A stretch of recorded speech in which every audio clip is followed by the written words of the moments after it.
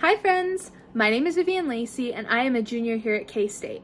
I'm originally from Southern California, and you may be thinking, why would I ever leave this? Well, it's mainly because I really love cows. I'm studying animal science and industry on the pre-vet track. As the residential learning assistant for the animal health and nutrition cat community, I am a peer mentor, a resource, and a friendly face for you here at K-State. I get to live in the community with y'all and help you make a smooth transition into college.